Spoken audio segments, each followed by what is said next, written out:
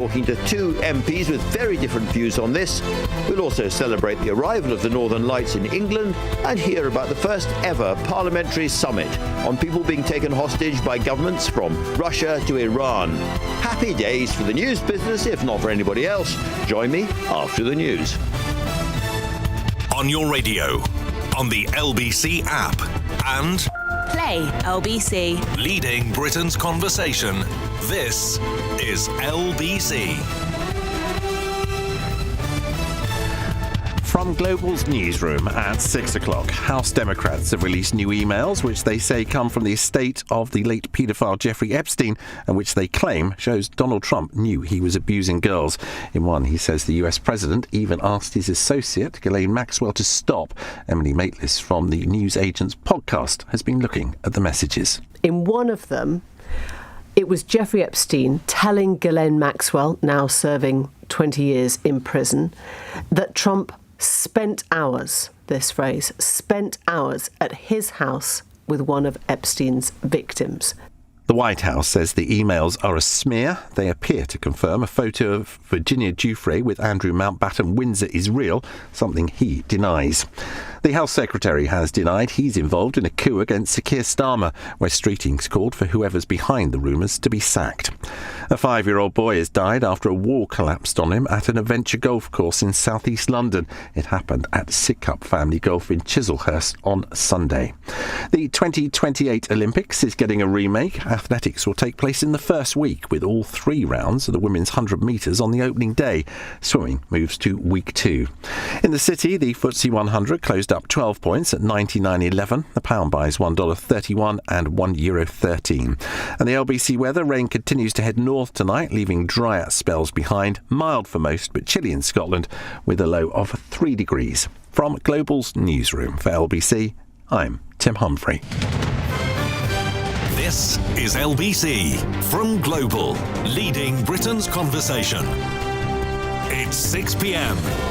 Now, Tonight with Andrew Marr. Good evening. A little later on, the most sensational allegation about Donald Trump and Jeffrey Epstein is breaking. But we're going to start tonight with the government. They're really not very good at politics, are they? A briefing which was supposed to squash a coup against the Prime Minister and put rivals such as Wes Streeting, the Health Secretary, back in their boxes, ended up making Wes Streeting look like the hero of the hour and an absolute political genius. Doing a round of interviews, he batted away questions about his ambition with humour, a serious political message and a popular touch his boss struggles to match. Moral. If you're going to pick a fight with somebody, better make sure it's not Wes. So what's really going on here? First thing, let's take a step back. Are cabinet ministers manoeuvring as they position themselves to take over from Keir Starmer if he falls? Answer, absolutely yes. Second thing, in those circumstances, if the Chief of Staff in Number 10, Morgan McSweeney, is asked by journalists whether a coup against the Prime Minister is a good idea, as he was on Monday night, what would you expect him to say? Getting ahead of plotters, warning them the Prime Minister will not go easily? Well, that is entirely sensible, preemptive politics. But I've been in touch with friends of Morgan McSweeney, and I'm assured that although he certainly warned about the dangers of an attempt to oust his boss, he did not name Wes Streeting or anybody else in the cabinet. Indeed, he and McSweeney are friendly political allies. So much so that some conspiracy theorists thought the whole thing might have been a very clever way of boosting the Health Secretary. Well, a lot too clever by half, frankly. The danger with all of this is that it looks like a return to the worst, most self-obsessed days of Tory plotting, what we all thought we were getting away from. The country doesn't give a monkeys about war games by fat boys in Westminster. It's interested in income tax and waiting lists and migration. Voters will eventually forgive a lot, but they will not forgive our political class, which seems mainly interested in itself. Even if, in Streeting, we finally have a minister who actually sounds human. Here he is with Nick Ferrari earlier in the day. Mr. Streeting, would you ever want to be Prime Minister? Good morning. Not if this is how people behave in your own house. I'm not sure, Nick. I think this is daft, to be honest. In fact, I think someone in Downing Street has been watching too much Celebrity Traitors, and this is just about the most appalling attack on a faithful I've seen since Joe Marler was banished in the final. See, it's quite funny. Our political correspondent, Aggie, Chambre, has been digging into this story for us all day, and she's here to tell us what she has uncovered. Aggie, let me start by saying it suggests to me that maybe a day ago there were lots of rumblings about Keir Starmer's leadership and grumblings from MPs and even ministers. And what this has done is turned all of that sort of below the radar, as it were, into a fully fledged leadership crisis. I think that's right, Andrew. It was described to me by a Labour MP earlier as yesterday, before all this happened, the atmosphere was 7 out of 10 febrile among the Parliamentary Labour Party. Today, they said it's gone up to 8.5 out of 10. Now, of course, not everybody would agree with that. And it does increasingly seem like this was sort of a cock-up rather than a conspiracy. But there are swathes of Labour MPs and indeed advisors to the government and indeed ministers who are just really, really confused. They're cross about what's happened. I mean, some people have gone as far as to say there are people in number 10 who have, I'm quoting here, lost their minds. They've miscocked the gun, and I'm not entirely sure what is going on. And I do think that is increasingly what people are saying. Can I give you a little theory, and then you can tell me if I'm right or wrong and knock me down? I think journalists asked number 10, Morgan McSweeney probably, who knows, but certainly authorised by Keir Starmer, whether a coup was a good idea. And surprise, surprise, the answer was no, a coup is a really, really bad idea. What about the markets? What about this? What about the next thing? Totally separately, cabinet ministers are manoeuvring, and frankly, they're briefing against each other, and their aides are briefing against each other, because if you want to be Prime Minister, if Keir Starmer stumbles or falls, then the first thing you have to do is to make sure that Wes Streeting isn't going to get there first. So those two kinds of briefing were then kind of put together in the press, and that's what's caused the crisis. I think that may well be right. But I think the problems underneath the surface with the operation in number 10 were already there. And there have been people who've suggested to me today this simply wouldn't have happened if the people that had been in number 10 a few months ago were still there. As you know, we've talked about it before on the show. Number 10 has lost a huge amount of people who people say really understood Keir Starmer, and he understood them. They say that. And also that there has been, and people say this, and we see it in the newspapers, there has been a history of cabinet ministers being briefed against by people in number 10. I'm not suggesting that was sanctioned by the Prime Minister for any second, but it has been a lot of women. And Wes Streeting made the point this morning on his media round that now that has turned on him as well, as we should say. Other people were named in those briefings too. And I think people, and I say people, I'm talking about Labour MPs I've spoken to today, and indeed other Labour sources, are very angry about that briefing and suggesting that something needs to change around that too. Stepping aside, as it were, from the drama of the last 12 hours or so, is it fair to say that a large number, if not most Labour MPs, do not think that Keir Starmer will be Prime Minister by the time of the next election? I think in private that is right. And people say it quite openly. You see them in Parliament and they won't even know who you are. You'll say, I'm a journalist, and they'll immediately tell you, oh, Keir Starmer has to go. Of course there are MPs who are loyal to him. Of course there are. And there are people who think he shouldn't go. But there are other people who say if he's going to go, then it should happen quickly. And they are worried about their seats. And they are worried that if he isn't replaced, not necessarily after the budget, not necessarily after May, but at some stage, they will lose their seats. Now, there are other people that say, if that happens, we will lose the next election for sure. So there are different accounts of this, but I think there is real worry on the Labour backbenchers, and I think last night only made it worse. Well, one thing is clear, it is friendly neighbourhood chaos as usual. Aggie, Chambre, thank you very much indeed for that. Now, let's get to, I suspect, rather different views from the backbenches. In a moment, we're going to talk to Rosie Duffield. But first, let's hear from a Labour MP who spent time as parliamentary private secretary to Keir Starmer during his time as leader of the opposition. And that's the MP for Neath and Swansea, Carolyn.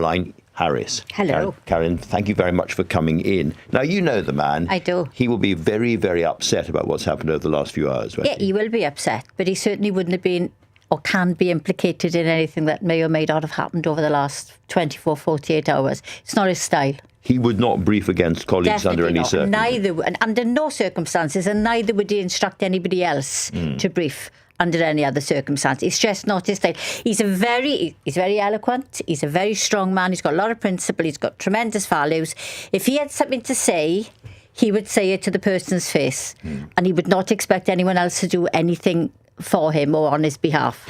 Let me ask you a slightly more general question, which I think is a genuine puzzle, because he is a friendly, affable, relatively straightforward human being, and yet he has become absolutely hated around the country and derided by Labour MPs. How has that happened? Well, I don't know about being derided by Labour MPs, because none have actually ever said that to me. But then I am a very close friend of Keir, so they're not going to say it to me, are they? Exactly. I think there may be a lot of anxiety about the next election. To those people, I would say it's 4 years off. It's a long way, and a lot can happen between then. You need to stop worrying about your seats and start worrying about governing.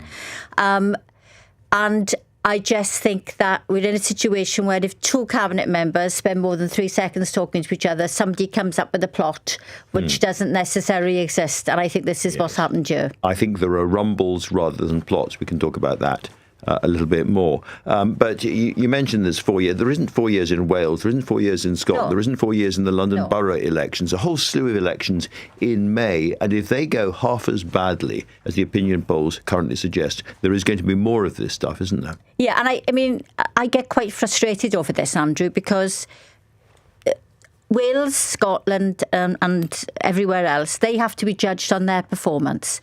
We came into government after 14 years of Tory government. We've inherited literally an absolutely appalling situation. People want things to happen overnight, and when it doesn't happen overnight, they want to know why it doesn't happen overnight. You can't reverse the last 14 years and blame Westminster, or certainly not Keir Starmer, for what is going on the rest of the country. So I say to my colleagues in Wales all the time, you have to take responsibility for the result in May and not look to blame it anywhere else.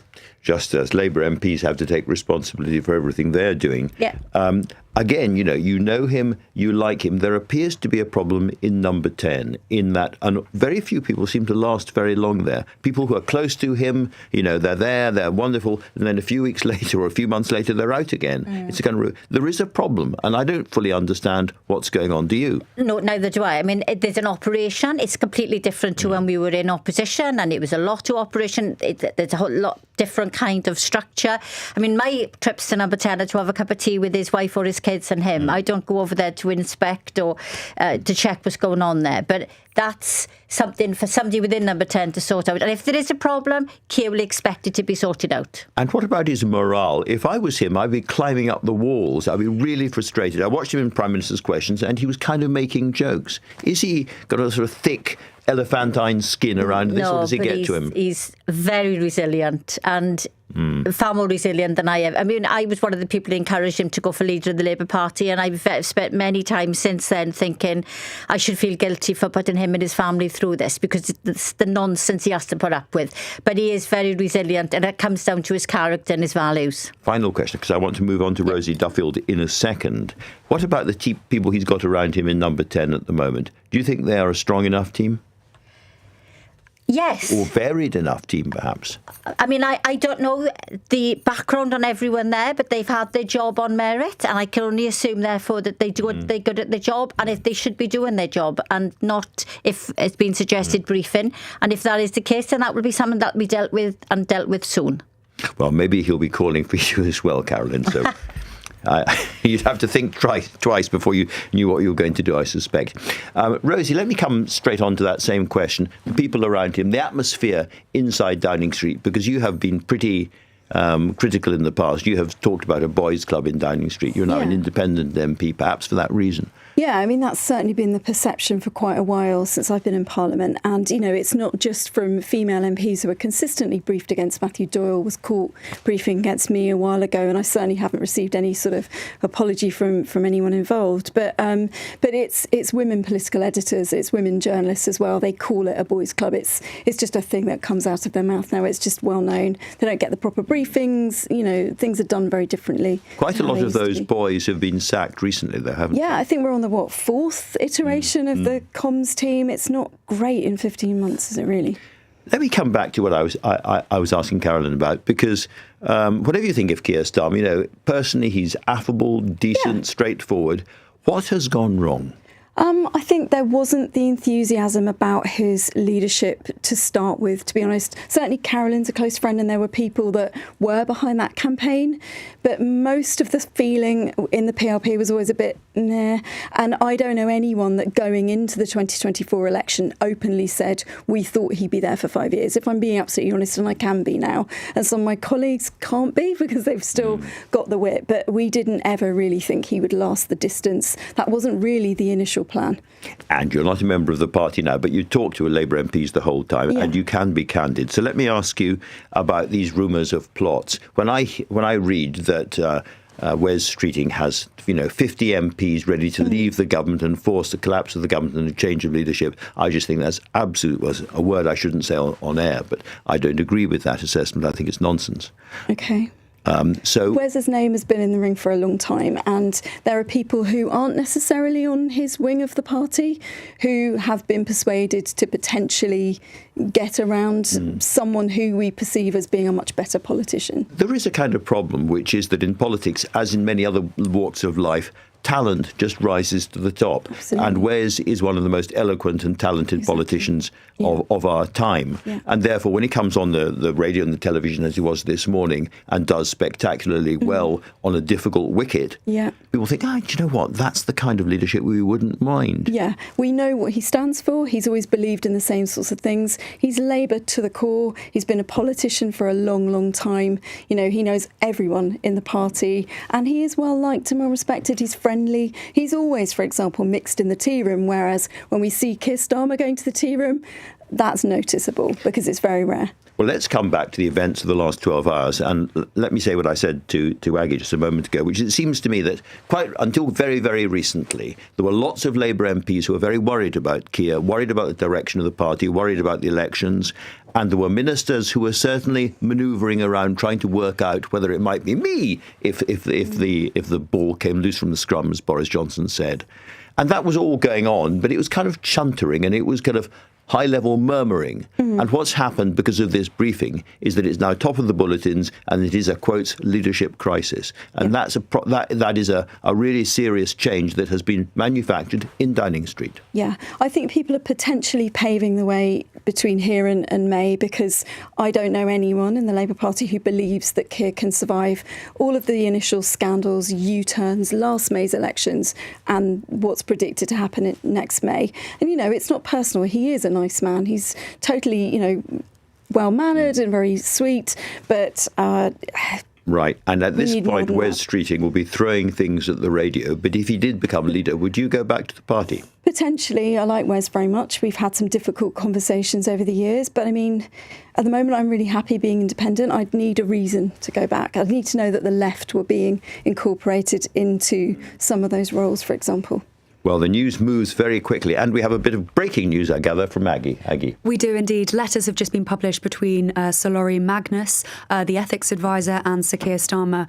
Sir Laurie Magnus has said Sir Keir Starmer made an unfortunate error in confirming he was content with the appointment of Labour donor David Cohen as the chair of the independent football regulator. Now, Keir Starmer has said he was going to recuse himself from decisions relating to the football governance bill because of his interest in football. Well reported that, and the football-related hospitality he has received. But in April 2025, he was sent a note and he was asked whether or not he was content. He confirmed he was supportive. The decision was one for Lisa Nandy, and he says in retrospect, it would have been better if he'd not been given the note or indeed confirmed he was content with the appointment. He says this was an unfortunate error, which he expresses his sincere regret. And as to say as well, Sir Laurie Magnus saying it was an unfortunate error. And this goes back to the argument about Lisa Nandy appointing him in the first place. Well, I don't know how serious or not it is. I find it very hard to get a handle on it right now. But all one can say is it could not have happened at a worse moment. Aggie, Chambre, thank you very much. Rosie, Carolyn, thank you as well. Now then, damning emails have emerged suggesting that Donald Trump knew about the conduct of the late sex offender Jeffrey Epstein and even spent time alone with one of his victims. I'll be speaking with Trump's former attorney. You're listening to Tonight with Andrew Marr, and the time now, 6:18.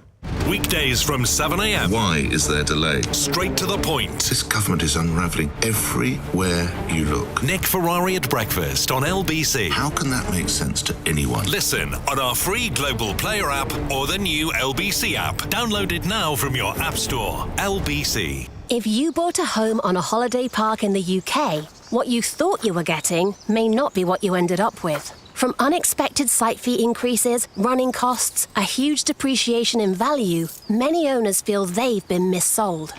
If you think this might be you, holidayparkadvicecentre.co.uk could help you receive the compensation you're entitled to. Text ASSIST to 78900 to find out more. That's ASSIST to 78900. At TfL, we're making tube journeys faster in the future, with signalling improvements underway on the Circle, District, Hammersmith and City and Metropolitan lines.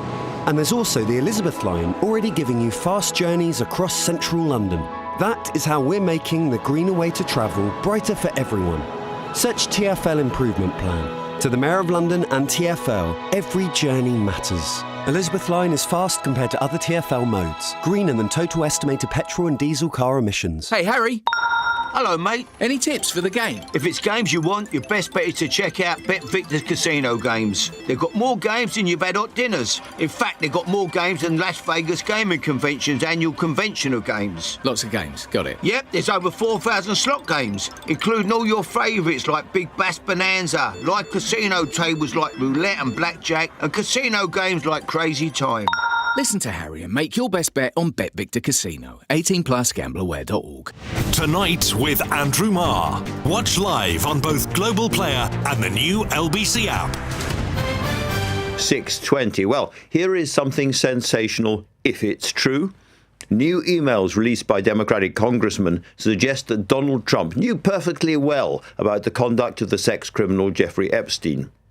In one of them, sent in 2011, Epstein tells his co-conspirator Ghislaine Maxwell that Trump spent hours at my house in the company of one of the victims. Now, of course, he isn't explicit about what they were up to, but Epstein says of the now US president, of course he knew about the girls, as he asked Ghislaine to stop. I'm joined now by Michael Cohen, former lawyer and host of the Mea Culpa podcast, also writer of the Substack The Real Michael Cohen, who used to work closely with Donald Trump. Mr. Cohen, welcome to the show. How damaging are these latest emails for Donald Trump? I don't think as damaging as we all expected them to be. I want to just bring your attention to the fact that there are 23,000 emails that were released to the House Oversight Committee. So far, we've only seen 3. In fact, I've seen 4 because there's a reference to me in 2019 that's completely unrelated to the acts of Jeffrey Epstein, but more my relationship to Trump.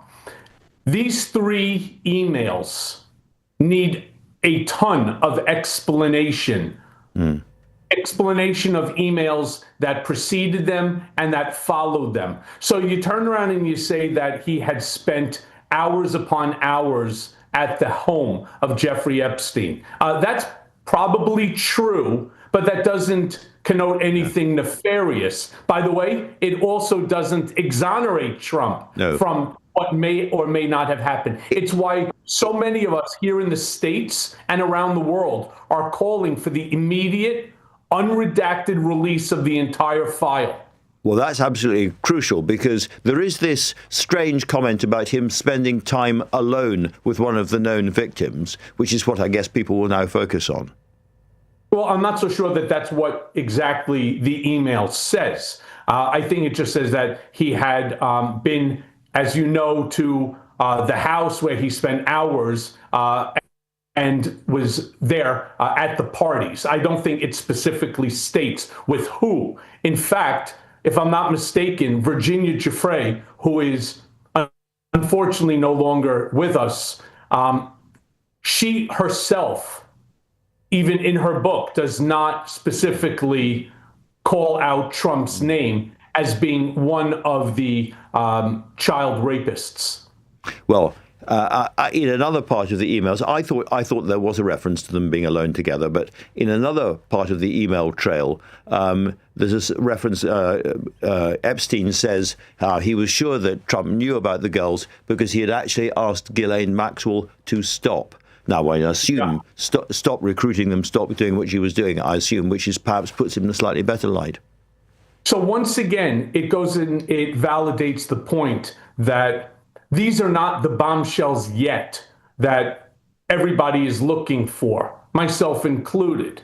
We need the entire unredacted files because depending upon whether you're a Trump supporter or a Trump detractor will ultimately decide which direction you think that means. You can turn around and you could say, if you are a Trump detractor, sure, to stop with the relationships with the girls, et cetera, et cetera. If you are a Trump supporter, is it not fair to also say, since all of these emails are very cryptic, that he asked Ghislaine to stop, would it not be fair to say, to stop trying to set me up with these young girls? Is that not a possibility too? And I want your audience to please understand something. I went to prison because of Trump. I'm not here to defend him. I may have been his personal attorney for a decade and a half. I may have also been the personal attorney to President Donald J. Trump, but I'm not here to defend him. What I'm here to do is to read the emails as a lawyer in light that is nonpartisan, that is unbiased, because what I want to see is I want to see the truth come out so that the victims can see the accountability that they have so long deserved. Well, I have read the emails that have come out so far today, and you're quite right. They're very, very partial. If the entire email dump does come out into the public, what kind of impact will that, and it shows more connections between Donald Trump and Epstein and the girls, what kind of effect will that have, do you think, on the MAGA base? In other words, how outraged, how interested are his own supporters in this story? Well, again, that presupposes that he did himself anything nefarious. Do I think that Trump knew about Jeffrey Epstein's proclivity? The answer to that is yes. I believe everyone in Manhattan knew that as well. Nevertheless, I believe when these documents come out, that it will 100% affect MAGA, because for the past decade, MAGA has been groomed to understand that this is all a Democrat-controlled cabal of child pedophiles. That is absolutely fascinating, Mr. Cohen, because I can tell you something that has just broken, a piece of news that has just broken. I'm told that Republicans on the House Oversight Committee have just released 23,000 emails over and above the handful released earlier today by the Democrats. So that is a large part of what you were just calling for. Well, nice, because now at least I know what my evening is going to look like reading all 23,000 of them. Yeah. So this is a really crucial moment. Well, we'll wait until those new emails have been digested and analysed before we go any further. But since you're here, I must ask you. You know Donald J. Trump. You know how he responds, particularly in legal cases. So I'd be very interested in your view about how he's going to handle this alleged $1 billion plus defamation suit against the BBC. Well, I'm shocked it's only $1 billion. You may recall he sued me for $500 million. I want to be clear about something. And yes, I do know Donald Trump better than any human being should know another human being. When Trump declares that he has an obligation to sue the BBC for its alleged splicing of his January 6th speech, he's doing more than just defending a reputation. He's fueling this long-term strategy of media warfare. And yes, if the edit misled, well, then accountability is warranted. The extent, not $1 billion, but certainly accountability is warranted. But the real question, Andrew, here that everyone has to ask is this just a lawsuit in disguise? Is it really nothing more than a political weapon that's poised to silence journalism and to intimidate newsrooms that will dare to challenge him? And speaking of political weapons, Mr. Cohen, Nigel Farage, the leader of the Reform Party in the UK, has made a big deal about his close relationship with Donald Trump around this and the behaviour of the BBC. How do you see that relationship in terms of our politics developing? Yeah, I don't think Nigel Farage plays any role whatsoever in the US and the UK. I think, unfortunately, what you will see is Trump trying to strong-arm Keir Starmer and others within which to continue to beat up on the BBC, which is, again, all about ego and nothing to do with legitimacy. But he will use that. He will use tariffs. He will use whatever weapon he has in order to win. Oh, joy, Mr. Cohen. Thank you very much indeed for that. So let me carry on with this question. How damaging is this really for Donald Trump? What kind of cut-through will it have with his own voters? Our Washington correspondent, Simon Marks, is here to walk us through that. Simon. It's a big story here. Well, Andrew, it's becoming bigger all the moment. You've just referred to the Republican emails pouring out. Yes, absolutely. Becoming bigger by the minute. As Michael Cohen was just reflecting on there, we've all got a long evening ahead of us here in Washington, D.C., because while you were talking to him, Republicans on that House Oversight Committee responded to the very selective leak of emails that the Democrats engaged in earlier today, and they have released 23,000 emails. Now, you might be wondering where these emails have come from. They were furnished to the House Oversight Committee by the Epstein estate. And it was the Epstein estate, of course, that initially furnished the birthday book to the House Oversight Committee that ultimately caused the downfall of Lord Peter Mandelson as the UK's ambassador to the United States.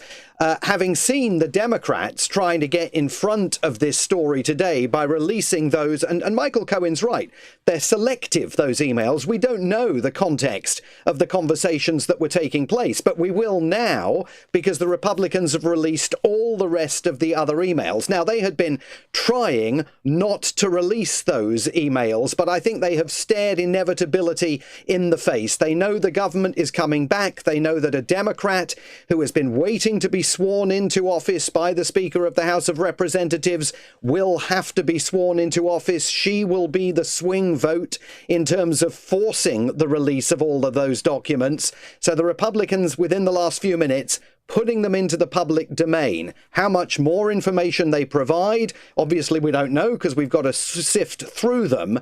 And I do think one question that will be very interesting to keep an eye on is how many of those documents reference Andrew Mountbatten Windsor. He was only tangentially referenced in the documents we saw earlier today from the Democrats, but it is perfectly possible that there's a lot more in that trove of documents the Republicans have just released that cause difficulties for him.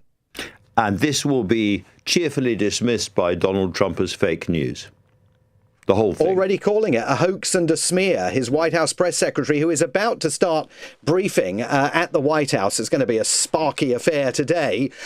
His White House press secretary accused the Democrats of deliberately trying to undermine President Trump just as the government shutdown was coming to an end, change the topic, divert everyone's attention away from the fact that 8 Democrats, of course, crossed party lines to reopen the government, to the fury of other Democrats. But now she also must be aware that those 23,000 emails have just been released by the Republicans and that every reporter here in town is going to be sifting through them with a whole raft of uncertain questions that may arise from them. So interesting. A long day, a long night ahead, Simon. Thank you very, very much indeed for that. Now then, a conference on state hostages taking place has kicked off today, the first of its kind, involving the families of British detainees abroad. I'm going to be speaking with a Conservative MP who is leading those talks. But the time now, 6:32, and Tim Humphrey has your news headlines. The White House has accused Democrats of trying to smear Donald Trump by selectively leaking emails from paedophile Jeffrey Epstein. Among them is a document in which the disgraced financier claimed the US president had spent hours with a sex trafficking victim. The Prime Minister has told MPs he didn't authorise briefings against the Health Secretary and has insisted his team is united. It's after Wes Streeting was forced to deny rumours that he's plotting a coup. The Tories say there's a toxic culture at Downing Street. A report has found abuse was ignored at a detention centre where a man described as possibly the UK's most prolific sex offender worked. Young men were routinely abused over 3 decades at Medhamsley in County Durham. The LBC weather: rain continues to head north tonight, leaving drier spells behind. Mild for most, but chilly in Scotland, a low of 3 degrees.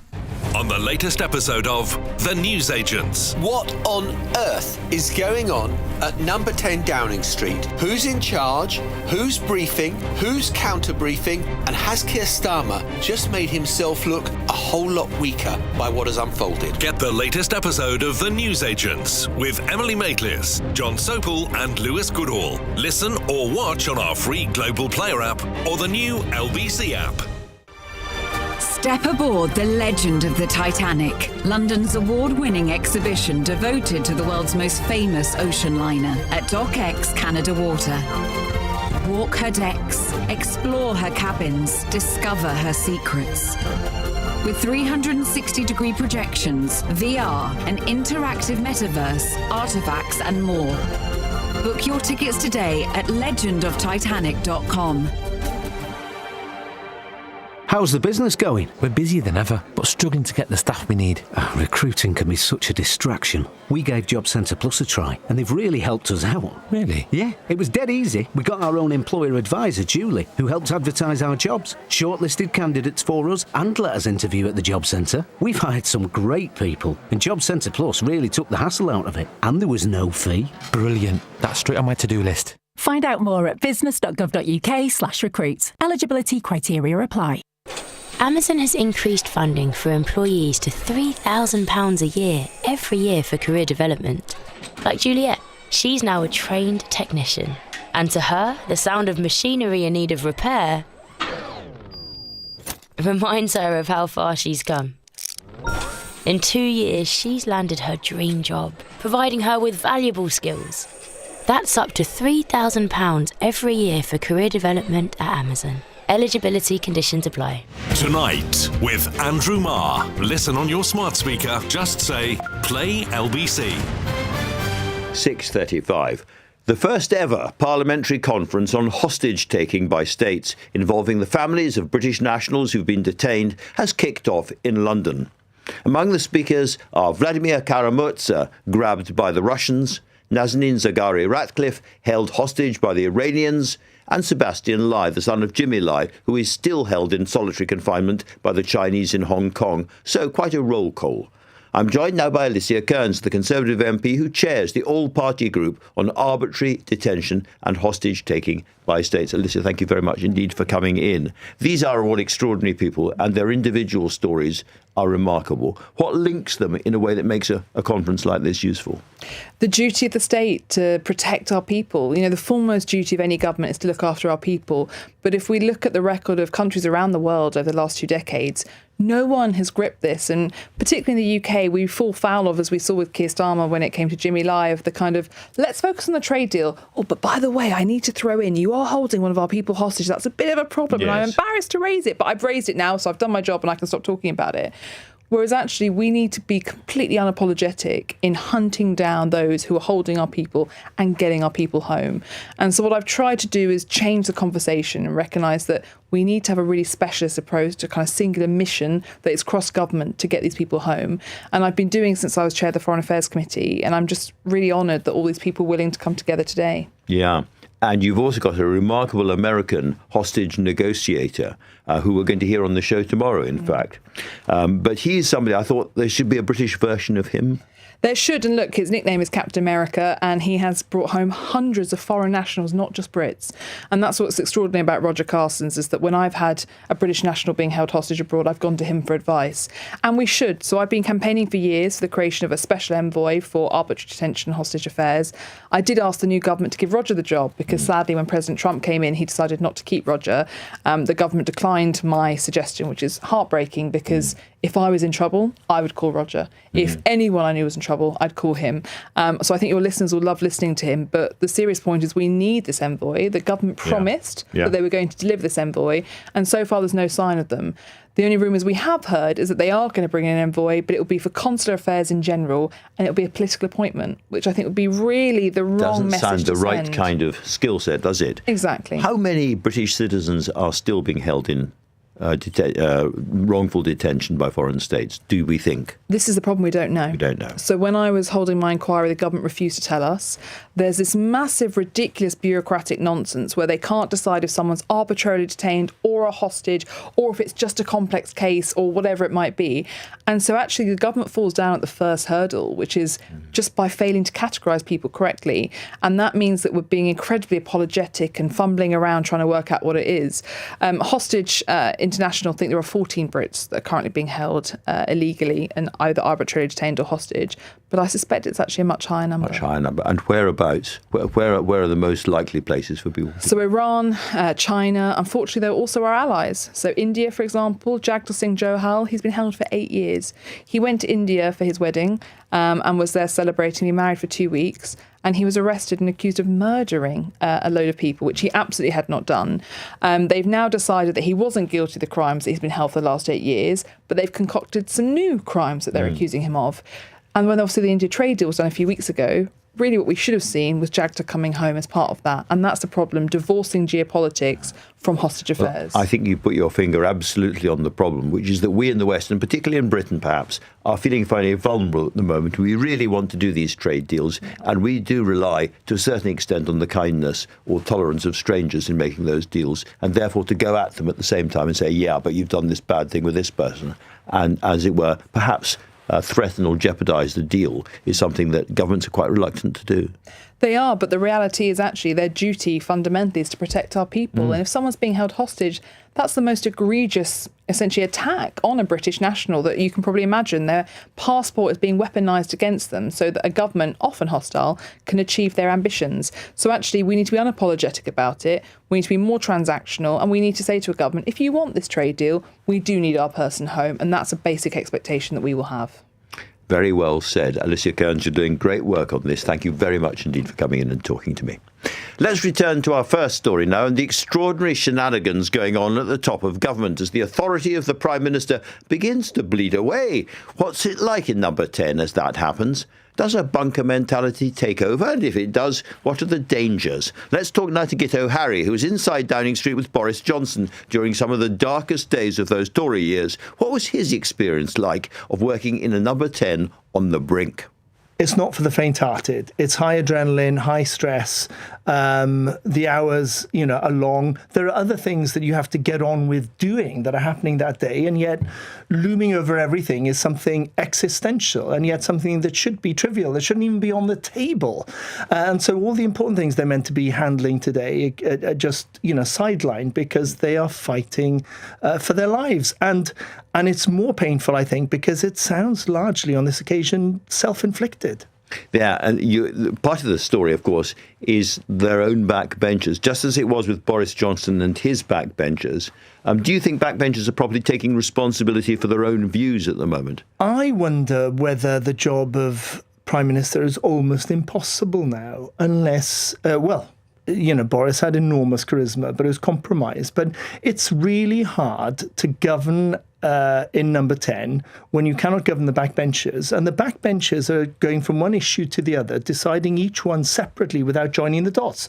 So Boris had it over all kinds of things. We need this, we need that, we can't have this, we can't have that, until the whole government looks incoherent. With Keir Starmer, they've said no to means testing winter fuel, and you may think that was a good idea or not, but there were consequences to reversing that. They said no to welfare reform. There are definite consequences to doing that. And we're now heading for 100 billion benefits bill. And the government is having to put up taxes, and putting up taxes involves breaking a manifesto pledge, and breaking a manifesto pledge means undermining your sort of trust with the electorate, and all of these, I think people like Morgan Misswini and clever people in Number 10 will join the dots on these. And what is frustrating when you're there in the so-called bunker is to think, why doesn't everyone else see what we see, that actions have consequences and a chain of events leads to ultimately an inevitable conclusion? You talk about the bunker there, and I'm certainly kind of thinking about sandbags and tin hats and all the rest of it, and explosions overhead. Is there a danger in Number 10, this old 18th century townhouse in the middle of London, of it becoming a bunker mentality, that you are so concerned about what's coming in that you're not really thinking about the wider picture? It can do. You would think that 10 Downing Street would feel like a modern dealing floor or a modern newsroom where, you can see who does what, and, it's easy to get access to the people you need, and there are screens on the wall highlighting what the priorities are. And it's not. It's a bunch of pokey rooms in, a bunch of terraced houses that have been lobbed together. With lots of mice running around. With lots of mice running around, with extremely bad coffee being served. And then that's the other thing. You drink too much coffee, you're not going out for a proper lunch, so you go to the machine and you have crisps and chocolate, and then before you know it, you're all wired and you can't think straight. And so it's very, very hard, but it's absolutely necessary to take a deep breath and take a step back and think, okay, what is going on here? How serious is it, and how do we defuse it? And the problem is, once you've got to the position where you're fighting for your life like that, usually it ends badly. So this started badly, this particular round, with an overnight briefing to two newspapers in particular about, cabinet ministers going for Keir Starmer and what the consequences would be. Now, I am as sure as I can be that Morgan McSweeney did not do the really toxic part of the briefing himself.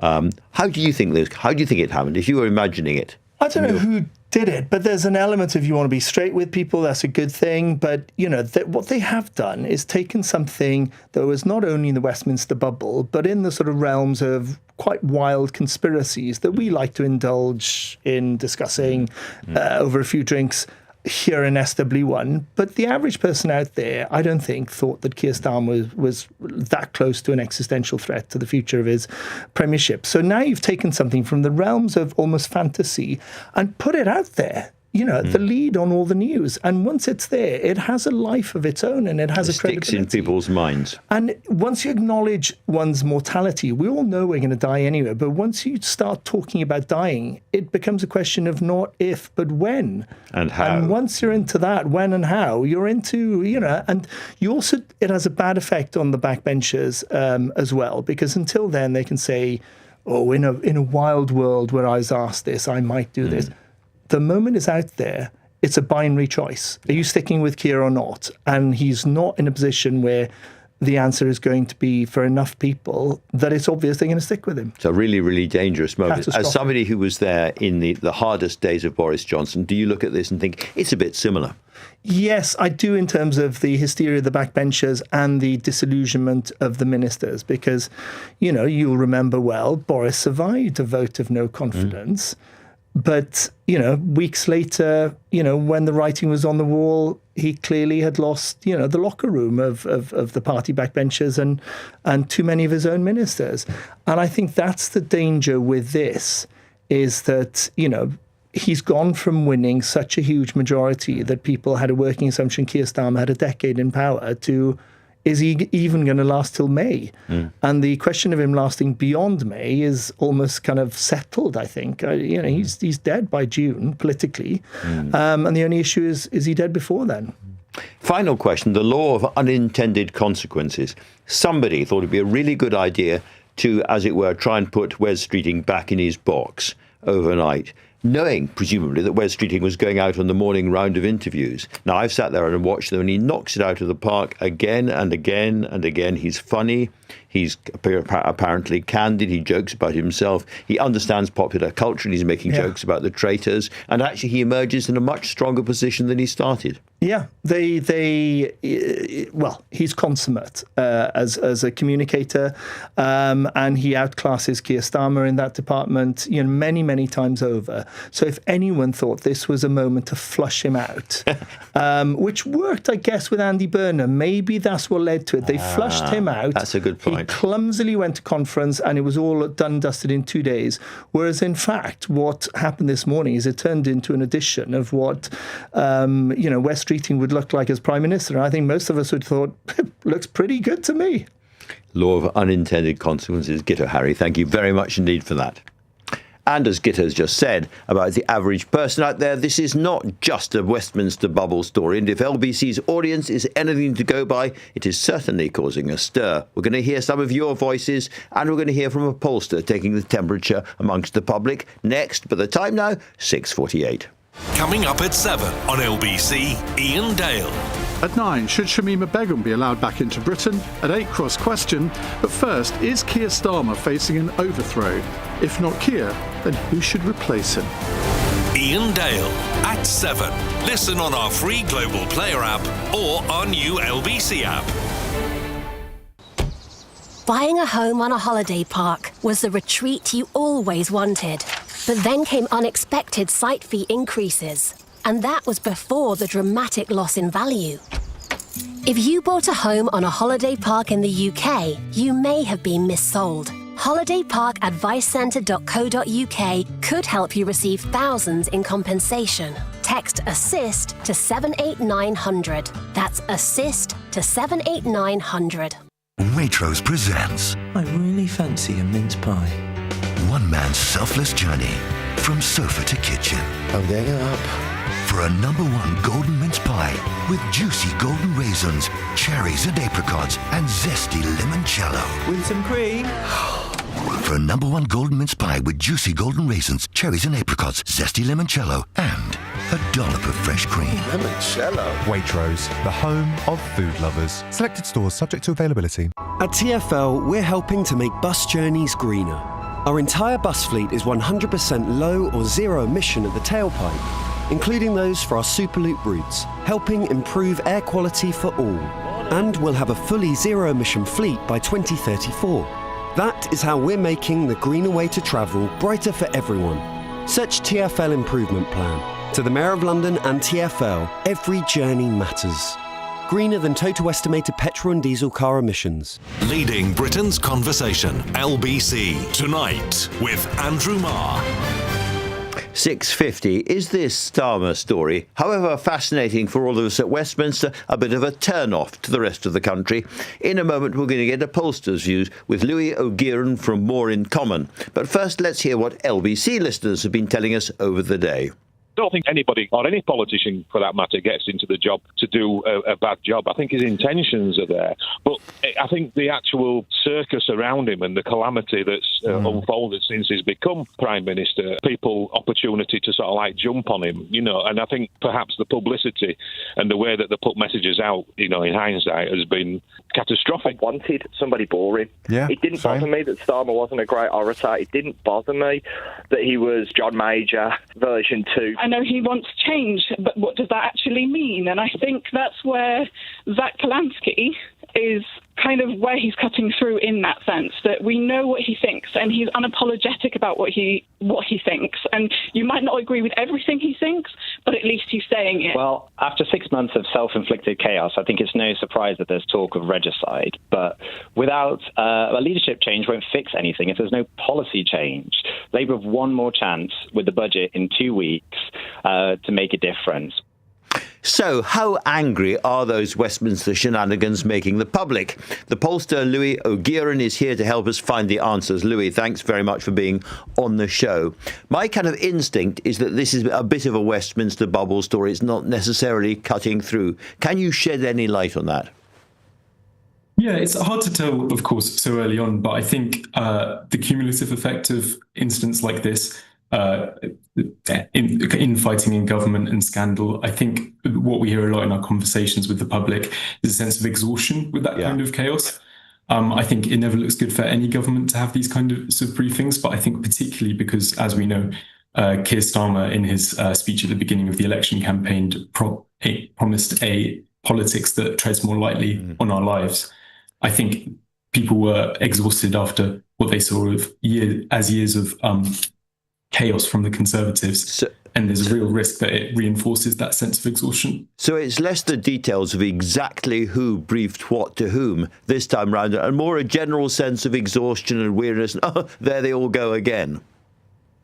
Exactly, yeah. And I think particularly on the back of previous incidents, like, for example, the row over welfare this summer, or more recently, Angela Rayner's resignation, I think the build-up of these different scandals, I think, firstly, it undermines the popularity of the government, but also it de-risks alternative parties, as we just heard, like Zach Polansky and Nigel Farage, who suddenly look less risky in the context of a mainstream party that is also chaotic and that people lack confidence in. I think life is very, very hard for you guys, for pollsters, now that we've got 5 parties competing in a 2-party system in terms of guessing what's going to happen. But perhaps you can help us a little bit about the general view inside perhaps Number 10 and bits of the Labour Party, which is, you know what, we've got 3 and a bit years still to go. These things pass quite quickly. The public are really interested in their own economic position and a general sense of whether public services are working or not. Give us time and all of this will pass. What do you think? Absolutely. And as you said, it's a fool's errand to try and predict where politics will be in 4 years' time, or even 4 months' time. But I think what is clear is that we are seeing quite a dramatic turn away from mainstream parties. In our polls recently, we've found Conservatives and Labour combined vote share on 40% or lower. That's less than 2 in 5 voters voting for either of the main 2 parties, and a really dramatic drop from 57% last year, which at the time was the lowest in any general election in history. So I think what we're seeing is a really dramatic shift, and it will be really challenging for Labour to bring it around. I think there is something really big going on here.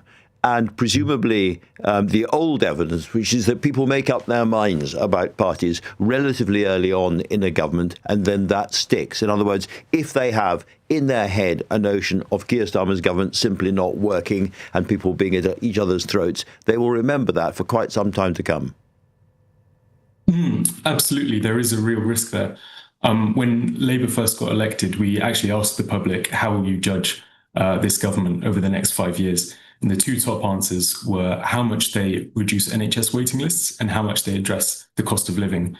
I think so far people feel like they've seen a lack of progress, and it will be really hard to address that first impression.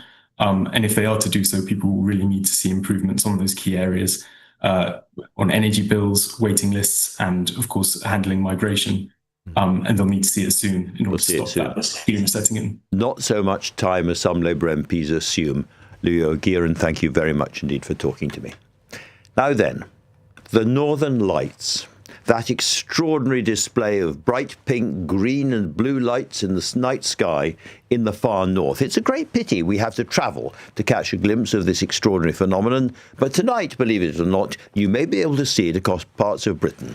It's got something to do with, apparently, with the eruptions on the sun. Anyway, the best place to see them may well be the Kielder forest in Northumberland, renowned for its clear, dark skies. Let's talk now to Dan Pye, Director of Astronomy and Science Communication at the Kielder Observatory. Dan, great to have you on the show. How rare would it be, if we're able to see the Northern Lights in places like Kielder, for that to happen in the UK and particularly in England? Because I know there's parts of Scotland you can see them.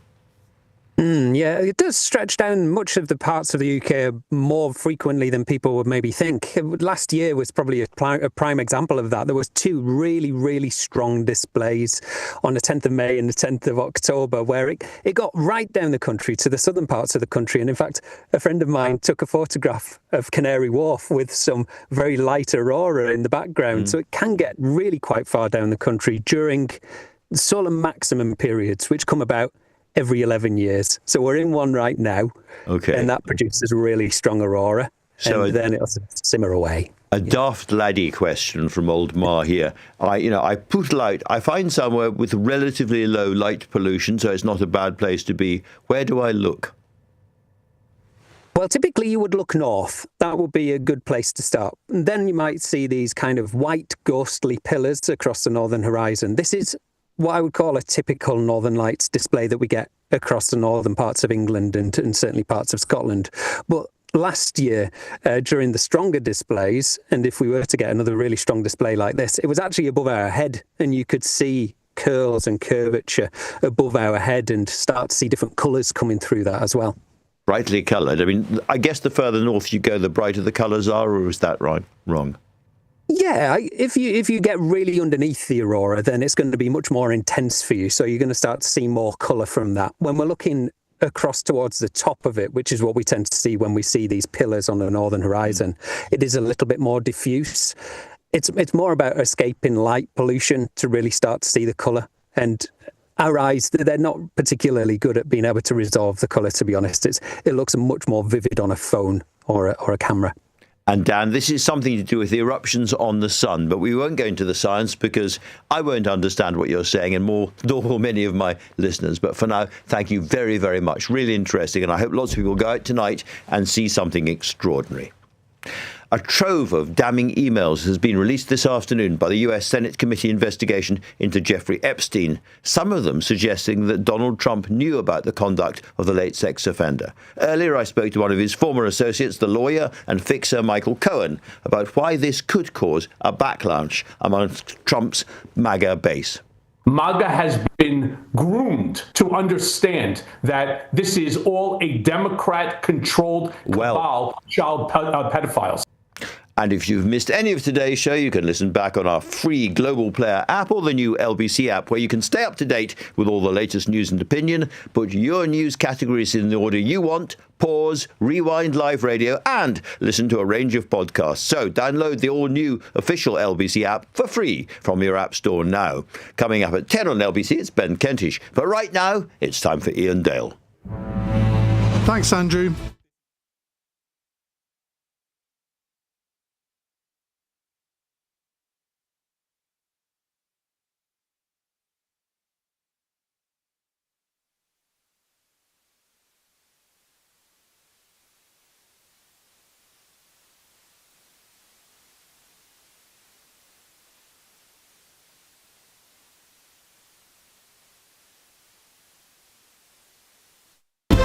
On cross question 8, former Tory Cabinet Minister Sir Ranald Jayawardena, Health and Care Minister Stephen Kinnock, founder of the Reed Employment Agency James Reed, and Guardian columnist Zoe Williams. And at 9, should Shamima Begum be allowed back into Britain? On your radio, on the LBC app, and Play LBC. Leading Britain's conversation. This is LBC. From Global's newsroom at 7 o'clock, Democrats have released emails from paedophile Jeffrey Epstein, including one in which he says Donald Trump knew about the girls. The White House has hit back, saying it's an attempt to create a fake narrative to smear the US president. Meanwhile, Republicans have now released 20,000 documents. Michael Cohen is a former attorney for Donald Trump. He's told Tonight with Andrew Marr on LBC these emails aren't as damaging as people might have expected. So you turn around and you say that he had spent hours upon hours